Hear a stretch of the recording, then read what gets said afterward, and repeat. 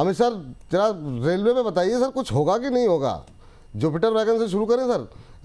282 के आसपास चल रहा है, आधा % के आसपास की रैली देखने को मिल रही है। टीटागढ़ और जुपिटर वैगन ये दोनों ही आप कवर कर लीजिए एक साथ सर, अगर संभव हो तो बताइए अभी क्या करना चाहिए। 1.25% ऊपर टीटागढ़ रेल सिस्टम है और आधे % से ज़्यादा की रैली जो है जुपिटर वैगन में देखने को मिल रही है। अभी करंट लेवल पे दोनों पे आपकी क्या टिप्पणी रहेगी?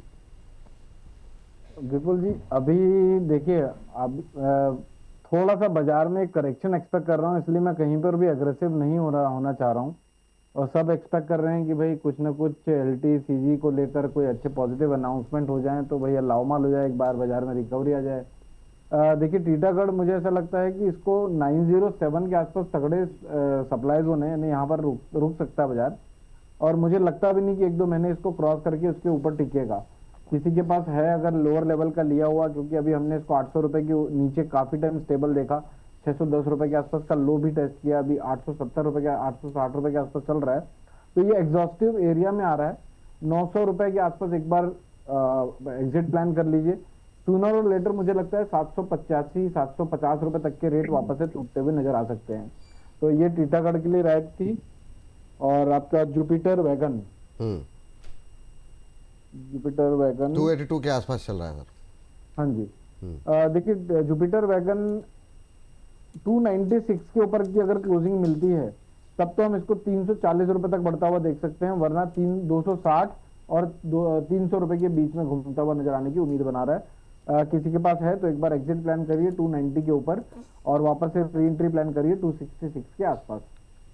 चलिए, ये बात हो गई इन दो महत्वपूर्ण शेयरों पे। काफ़ी सारी क्वेरीज भी हैं इसको लेकर के, रेलवे को लेकर के।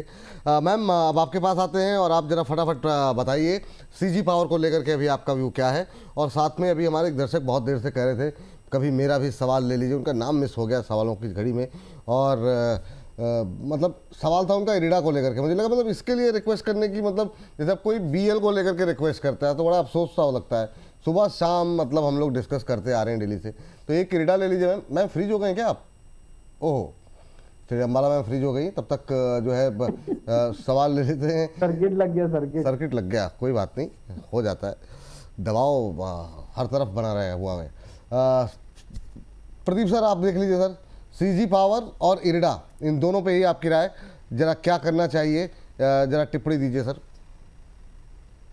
देखिए, सीजी पावर में विपुल जी मुझे लगता है कि उनको बने रहना चाहिए। इस पे हमारा फंडामेंटल डेस्क से कॉल भी था। डिस्क्लेमर है, क्लाइंट के पोर्टफोलियो में एज ए इन्वेस्टमेंट हो सकता है, हमारे पोर्टफोलियो में नहीं है। No conflict of interest. 1150 से 1200 एंड अबव जाने के लिए रेडी हो रहा है। चार्ट में भी ब्रेकआउट है, फंडामेंटल बहुत बढ़िया है। और जिस तरीके से बेस फॉर्मेशन होने के बाद ब्रेकआउट आया है, 1200 बहुत जल्दी आपको आते हुए दिखाई देंगे। होल्ड कीजिए, बने रहिए। और अब सेकेंड, ये बताइए सर, जैसे कि 1200 की बात हो रही है तो नया खरीद सकते हैं कि नहीं खरीद सकते हैं आज, क्योंकि इस समय बहुत न्यूज़ भी है इस पर सीजी पावर पे और मोमेंटम में भी है सीजी पावर। देखिए, नया खरीदने का बात यहाँ पे क्या है ना विपुल जी, जिस दिन भी स्टॉक ऊपर, अगर कोई भी स्टॉक नॉर्मली ब्रेकआउट के बाद अगर ज्यादा उछाल हो जाता है, या तो मैं दो चीज फॉलो करता हूँ, या तो अगर एज ए ट्रेडर मुझे पकड़ना है तो एज ए मैं मोमेंटम में प्राइस एक्शंस को देख के ले लेता हूँ। और अगर थोड़ा बहुत आप 6-8 महीने का व्यू से ले रहे हो तो कोई प्रॉब्लम नहीं, उस हिसाब से आप अभी भी जाके ले सकते हो, कोई प्रॉब्लम नहीं है। और एज ए ट्रेडर भी आप अभी भी ले सकते हो, कोई प्रॉब्लम नहीं है। लेकिन बेटर होगा एक बार अगर 925 915 के आसपास मिलता है, उस टाइम पे मैं एक बार 870 860 के आसपास का एक स्टॉप लॉस मेंटेन करना पसंद करूंगा एज ए ट्रेडर। और टारगेट मैं यहाँ पे फर्स्ट ऑफ ऑल 985, उसके बाद 1050 तक आपको आते हुए दिखाई देंगे। जो 1200 का मैं बात कर रहा हूँ वो आपको एटलीस्ट 2 क्वार्टर वेट करना पड़ेगा। और समझदारी यहाँ पे यही है कि थोड़ा बहुत अगर आप 4-5 महीना वेट करके जाते हैं एंड 1200 का टारगेट एंड एक थोड़ा लंबा स्टॉप लॉस अगर हम यहाँ पे लेते हैं ऑलमोस्ट 805 805 के आसपास, तो यहाँ पे ऑलमोस्ट आप देखेंगे 140 रुपीज का मैं एक स्टॉप लॉस लेना पसंद करूंगा। और यहाँ पे पहला टारगेट 1200 तो मैंने कम बता दिया, उसके बाद भी आपको 1350 तक भी मूव सेकंड टारगेट पे आपको आते हुए दिखाई देंगे। सो इन्वेस्टमेंट व्यू थोड़ा डिफरेंट है एंड ट्रेडिंग व्यू, ट्रेडर्स के लिए थोड़ा व्यू थोड़ा फास्ट डिफरेंट है जी। चलिए, ये बात है यहाँ पर। इरेडा नहीं बताया सर आपने?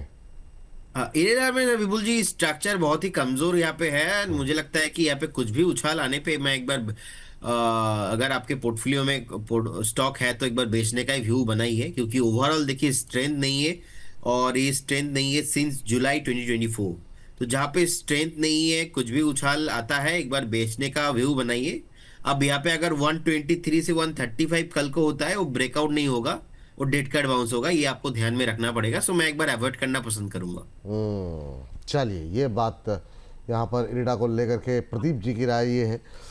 चलिए, लेकिन इसके अलावा आगे बढ़ते हैं और चलते हैं जरा रजित सर के पास। रजित सर, जरा आप देख लीजिए एनटीपीसी ग्रीन, काफ़ी चर्चाओं में रिन्यूएबल एनर्जी के शेयर को लेकर काफ़ी बातचीत चल रही है। एक एनटीपीसी ग्रीन ले लीजिए और एक सर डिफेंस से आप शिपिंग कॉर्पोरेशन ले लीजिए। सर, इन दोनों पे ही आपकी टिप्पणी जानना चाहेंगे। सर देखिए, एनटीपीसी ग्रीन को हम देखें, कहीं ना कहीं ये फ्लर्ट कर रहा है अभी अपने 200 मूविंग एवरेज पे। 2 रुपए ऊपर 2 रुपए नीचे की ट्रेडिंग कर रहा है, तो ये कंसोलिडेशन यहाँ पे कर रहा है। हो सकता है थोड़ा सा टाइम और आपको लगा दे और 96 से 104 की रेंज में अभी आपको मोमेंटम करता हुआ देखने को मिल सकता है। कोई clear case trend change movement तब आएगा जब ये 104 लेवल्स के ऊपर अपने आप को मेंटेन करेगा और उसके बाद सस्टेन्ड मूवमेंट देगा। फिर आपको देखने को मिल सकता है 112, और 112 के बाद 118 120 रुपए तक के लेवल्स। अभी कुछ नहीं हो रहा है। अकॉर्डिंगली अपनी पोजीशन देखें।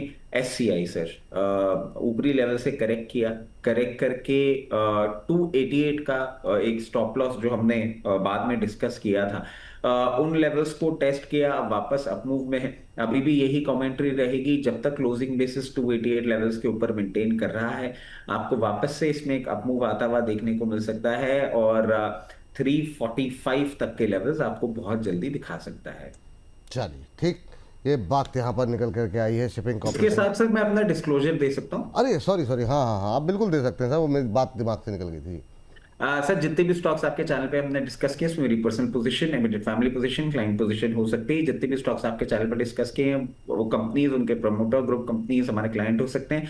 Investment in equity market is subject to market risk. Please consult your financial advisor before making any investment और taking any trade in any of the scripts that we have discussed on your channel.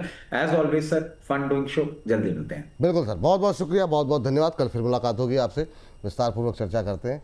धन्यवाद, बहुत बहुत शुक्रिया आपका। चलिए, आगे बढ़ते हैं और सर से बातचीत करते हैं। अमित सर, जरा आप देखिए आईआरसीटीसी पे आपका व्यू जानना चाहेंगे। अभी एक और रेलवे स्टॉक सर आपके लिए, जिस तरीके से आज थोड़ी सी रिकवरी है, 2-3% के आसपास की मजबूती देखने को मिल रही है, कुछ संभावनाएं तलाशी जा सकती हैं क्या? लगातार प्रेशर में है पिछले, मतलब आईआरसीटीसी तो बिल्कुल ही नहीं चला, बाकियों में तो थोड़ी थोड़ी रैली बीच बीच में आती है फिर चली जाती है। आईआरसीटीसी की रिकवरी पे क्या करें? देखिए विपुल जी, ये कभी ना कभी अब आ जाए, कल आए, परसों आए, महीने में आए, 2 महीने में आए, 3 महीने में आए, कभी ना कभी मुझे ऐसा लगता है कि एक बार वैल्यू बाय देगा ये। एक्चुअली मैं ट्रेंड लाइन बना रहा हूँ, ये वैल्यू बाय बनती है 458 रुपए के आसपास की, यानी 460 रुपए के लगभग की। 460 रुपए से 440 की रेंज पे किसी भी टाइम मिल जाए तो वहां पर लेना चाहिए, और वहां से फिर एक बड़ा लावमाल एक्सपेक्टेड रहेगा 620 रुपए तक के टारगेट का। अभी 525 रुपए चल रहा है, थोड़ा वेट एंड वॉच करिए। या फिर दूसरा ऑप्शन ये है कि यहाँ से स्टैगर्ड वे में आप कंटिन्यूस बाय कर सकते हैं, 3 से 4 महीने का प्लान कर सकते हैं। जब भी 460 रुपए के 440 रुपए की रेंज में मिलता है, वहां पर क्वांटिटी को डबल टिबल करके एवरेज आउट कर सकते हैं और फिर 620 रुपए के टारगेट एक्सपेक्ट कर सकते हैं। करंट मार्केट प्राइस में एंट्री करना रिस्क रिवॉर्ड को फेवरेबल नहीं बनाता है। चलिए, ठीक, ये बात हो गई आईआरसीटीसी को लेकर के। अम्बाला मैम, आपके लिए 2 शेयर हैं। एक तो है अदानी पावर, अब एक रेंज में फंसा हुआ है, कल भी आपसे बातचीत हुई थी। अब बताइए कि यहाँ पे अभी कब तक वेट करना चाहिए जो लोग होल्ड कर रहे हैं? दूसरा, नई एंट्री के लिए बहुत लोग पूछ रहे हैं, तो क्या अभी 200 के नीचे आने पर ही खरीदारी करें, क्या करें? और दूसरा है अपोलो माइक्रो। ऑलराइट, तो अडानी पावर पहले अभी 232 पर है। अगर 200 190 मिलता है तो बहुत ही बार्गेन प्राइस मिल जाएगा, तो आप उसके लिए थोड़ा वेट कर लीजिए। अगर नहीं भी हुआ, मान लो कि आइडियली तो आ जाना चाहिए, अगर नहीं भी आए तो मूवमेंट मिस नहीं होगा, ये ट्रैक पर है। I am tracking it. अगर लग रहा है कि ब्रेकआउट ही हो गया है तो दोबारा कहीं ना कहीं एक बेटर एंट्री इसमें मिल ही जानी है। तो फिलहाल पेशेंस रखिए, क्योंकि प्राइस इंडिकेशन ये दे रहा है कि अगर ब्रेकडाउन हुआ, इसने वापस से 220 को तोड़ा, तो फिर गिरावट बढ़ सकती है और प्राइस के वो फॉलो करना ज्यादा बेटर लगता है मुझे फिलहाल के लिए। और दूसरा, आपने माइक्रो की बात की है, अपोलो माइक्रो। अभी चल रहा है अपोलो माइक्रो सिस्टम, अगर आप देखेंगे तो 417 रुपए पर। मैं यहाँ पर आपको शॉर्ट टर्म वाले ट्रेडर, जो 10 दिन 12 दिन वाला जो लोग ट्रेड करते हैं ना, उनको प्रॉफिट बुकिंग की सलाह दूंगी। अगर आपसे प्रॉफिट बुक नहीं हो रहा है तो कम से कम ट्रेलिंग कर लो। वो ट्रेलिंग का भाव आपका 395 का है, तो आपके हाथों से आप इंटेंशनली नहीं काटेंगे। अगर प्राइस ही आया वहां तक तो आपका ऑर्डर अपने आप निकल जाएगा। ये इसलिए क्योंकि प्राइस अभी जिस तरह के फॉर्मेशन हो रहा है, अगर 445 निकल गया जो कल के हाई वगैरह थे उसके ऊपर निकल गया तो नए हाईस की बात होंगी जो पुराने डिस्कस ऑलरेडी है। बट फॉर शॉर्ट टर्म थोड़ा सा वीकनेस मुझे लग रही है, और उसमें मैं नहीं चाहती कि आप लोग अपने कैपिटल को रिस्क करें। प्रॉफिट ही आना चाहिए, इतना अच्छा मूवमेंट मिला है तो प्रॉफिट आना चाहिए। री एंट्रीज के लिए थोड़ा वेट एंड वॉच करेंगे, या तो 445 के ऊपर, या फिर थोड़ा सस्ता मिल जाए हमको 370 390 की रेंज में। वहां करंट प्राइस है 416 का, दोनों ही अभी भाव नहीं आया है। जो पहले आएगा उसके हिसाब से एंट्री प्लान की जा सकती है। जिनकी पुरानी एंट्रीज है 395 शुड बी योर ट्रेलिंग भाव। इसके साथ जेंटेक आपने शायद कल या परसों डिस्कस किया था, बिल्कुल किया और था। जेंटेक अभी 1850 आ गया है। रिकमेंड किया था ये कि खरीद अगली के जा बार सकते आते हैं। अगला नंबर जब आपका आता तब आपके पास आता, आपके नाम के आगे लिखा हुआ था। चलिए आप अभी बोल दीजिए मैम, जेन टेक्नोलॉजी अभी 10% ऊपर, क्या करना है? होल्ड करो। मैंने जो टारगेट दिया था, वैसे तो 1850, एग्जैक्ट नंबर तो याद नहीं है बिल्कुल जी, लेकिन रेंज याद है मुझे कि 1850 से लेकर के मैंने 250 आपको 2200 तक के भाव शायद डिस्कस किए थे। तो आज 10% का मूवमेंट आया है, और कल और परसों की बातें के डिस्कस हुए थे। तो बुक नहीं करने की सलाह दे रही मैं यहाँ पर। नया खरीद आप सकते चाहे हैं? तो अभी, हाँ अभी आप अगर नया चाहे खरीदें तो स्टॉप लॉस टारगेट बता दीजिए, 10% ऊपर अगर खरीद रहे हैं तो। स्टॉप लॉस छोटा रखिए, 5%, मतलब 1750, 1750 शुड बी और स्टॉप लॉस। कहने का मतलब यहाँ से लगभग 100 रुपए दूर। और आगे के जो टारगेट है 2200 के टारगेट तो आप अगले 3-4 हफ्ते में देख सकते हैं। और बात भी पहले यही की थी कि ये मूवमेंट शायद थोड़ा फास्ट बनेगा, और हुआ भी। तो अभी 2000 से 2200 के टारगेट्स के लिए करंट प्राइस पर एंट्री 1750 शुड बी और स्टॉप लॉस। प्रॉफिट बुकिंग अभी नहीं करना चाहिए, स्टॉप लॉस ट्रेल करना चाहिए। जे बात निकल करके आई है। चलिए तो जेन टेक्नोलॉजी से निकलेंगे बाहर, और अब जाएंगे प्रदीप जी के पास। एक और शेयर है जो कि धमाका इसी तरीके से कर रहा है सर, वो है आइडिया फोर्ज। आइडिया फोर्ज को लेकर के आज कुछ एक अपडेट्स भी सामने आई हैं, और उसके बाद से ये रैली देखने को मिल रही है। करीब 5% की तेज़ी, अपर सर्किट यहाँ पर लगा हुआ है। बोर्ड ने जो है 500 करोड़ रुपए के फंड रेज को मंजूरी दी है विस्तार के लिए। QIP के ज़रिए कंपनी ये रकम जुटा सकती है, प्रेफरेंशियल इशू के ज़रिए रकम जुटा सकती है। ये अपडेट यहाँ पर आई है, जिसके बाद यहाँ पर आज अपर सर्किट लगता हुआ दिखाई दिया है। इसके साथ साथ आप पारस डिफेंस भी ले लीजिएगा सर, बहुत लोगों की क्वेरीज यहाँ पर आती हुई दिखाई दे रही है। और हमारे एक दर्शक हैं सर, वो आपसे पूछ रहे हैं, कह रहे हैं गुड मॉर्निंग विपुल सर, प्रदीप सर को जुकाम हुआ है क्या सर? तो ये सर मतलब लोगों की छोटी छोटी क्वेरीज रहती हैं, आपको देख करके वो बेचारे परेशान है, कहीं जुकाम वुकाम तो नहीं हुआ आपको? बता दीजिए सर। 1-2 दिन पहले हुआ था, तो अभी तो थोड़ा ठीक हो गया हूँ मैं। वो कोलकाता दूरी थोड़ी ज़्यादा है ना सर, यहाँ तक लोगों तक पता करने में थोड़ा टाइम लग गया। चलिए तो दोनों पे बता दीजिए सर, पारस डिफेंस, आइडिया फोर्ज। जी, अब देखिए विपुल जी, आइडिया फोर्स मैं अभी फ्रेश बाय करने का सलाह नहीं दूंगा फिलहाल। जिनके पास है, आप एक ट्रेलिंग स्टॉप लॉस 720 पे मेंटेन कीजिए, बने रहिए। मुझे लगता है कि स्टॉक आपको एक बार फिर से 1150 तक आ सकता है, क्योंकि अपर सर्किट में है, और अपर सर्किट वाले स्टॉक मैं थोड़ा अभी अवॉइड करना पसंद करूंगा। पारस डिफेंस का चार्ट बहुत बढ़िया स्ट्रक्चर है, मुझे लगता है कि बने रहना चाहिए। हमने बहुत बार लोअर लेवल से रिकमेंड भी किया था, और बने रहिए। मुझे लगता है कि स्टॉक आपको एक बार 1080, उसके बाद 1120 है ना, वो आपको बहुत जल्दी आते हुए दिखाई देंगे। इनफैक्ट फ्रेश बाय करने का सलाह तो आज मैं नहीं दूंगा, क्योंकि इससे पहले जितने बार डिस्कशन हुआ है हमने बाय रिकमेंड किया है, तो इसीलिए ऑल टाइम हाई पे हम बाय नहीं करेंगे। अभी एंजॉय कीजिए इस रैली को। अब जैसे विनीता जी हैं, कह रही हैं कि प्लीज़ सर कुछ बताएं पारस डिफेंस के बारे में, क्या नाराज़गी है हमसे, तो कुछ बताएं। अब इतना सब कुछ आप बता रहे हैं, फिर भी लोग कह रहे हैं, विनीता जी कह रही हैं कि थोड़ा और बताएं। तो मतलब अब शायद वो ख़रीदना चाह रही हैं या समझना चाह रही हैं, तो अभी फ्रेश बाइंग नहीं करनी है, पहली बात है ना, यही कह रहे हैं सर आप? जी, फ्रेश बाइंग नहीं करेंगे आप। हाँ। 1 साल का कोई भी वीडियो उठा के देख लीजिए, हमने ऑल टाइम बोला है कि 550 में बाई, 700 में बाई, 650 में बाई, और यही बोला है कि all time high on the way. तो ऑल टाइम हाई के आसपास अभी आ रहा है, और अभी 900 है, फिर से आपको 1100 में है। सिंपल सा एक फिलोसॉफी लेके चलिए जिंदगी में कि डिफेंस सेक्टर में ऑल टाइम हाई पे जाके बाई नहीं करेंगे। कल को कुछ प्रॉब्लम हो गया, ऐसे 20-25-30% नीचे हो जाएंगे, आप उधर श्री चैतन्य हो जाएंगे, आप बोलेंगे कि सर नीचे क्यों आ गया, तो वो सब नहीं करना है स्टॉक मार्केट में। तो आप लंबे टाइम का घोड़ा बन नहीं पाएंगे मार्केट में। सो मुझे लगता है कि न्यू बाई तो मैं बिल्कुल एज ए ट्रेडर, ठीक है 1-2 दिन के व्यूज है उसमें हम एक बार देख सकते हैं, लेकिन अभी तो मैं 900 पे बाई नहीं करूंगा। जहां पे मैंने 650 पे कॉल दिया, वहां पे 900 पे क्यों खरीदना है? जो माल मुझे 500 में मिल रहा था, 600 में मिल रहा था, मैंने खरीदा है, मैं 1000 पे जाके बेच दूंगा ना, 1100 पे जाके बेच दूंगा, मैं 900 पे जाके नहीं फिर से बाई करूंगा। अगर करता भी तो उसका रिस्क रिवॉर्ड रेशियो अलग हो जाता है। तो इसीलिए एक लाइन में विपुल जी हम बोल देते अभी फ्रेश बाई नहीं करना है। अभी एक फ्रेश बाय नहीं करना। चलिए लास्ट टिप्पणी और हर्ष आ चुके हैं। सर एक तो देख लीजिए आप सेल कि अभी क्या करना चाहिए, और इसके अलावा CESC पावर कंपनी एक है, एक मेटल और एक सेल, एक पावर। बताइए सर, ये सर अब आ गया है 200 के नीचे सेल, आपका क्या करना चाहिए? और CSC भी 178 के आसपास। संक्षिप्त टिप्पणी सर।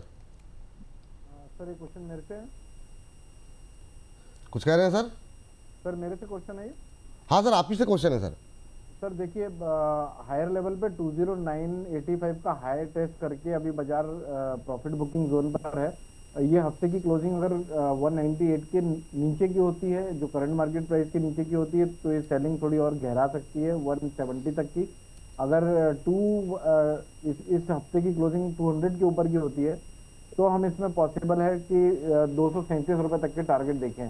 तो इस हफ्ते में नज़र बना के रखिए, 200 के नीचे की क्लोजिंग में थोड़ा सा कॉशियस हो जाइए। 170 के आसपास मान लेने के लिए रेडी रहिए, और वरना 200 रुपये के ऊपर की क्लोजिंग है तो BTSC कर सकते हैं अगले वीक के लिए, शॉर्ट टर्म की अवधि के लिए 235 रुपये के टारगेट के लिए।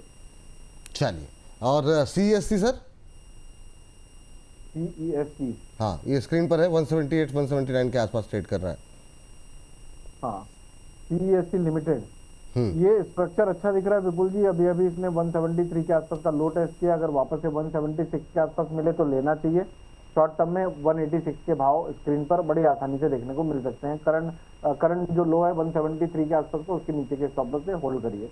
चलिए, ये बात यहाँ पर निकल के आई। इस सेगमेंट को यहीं पर करेंगे समाप्त।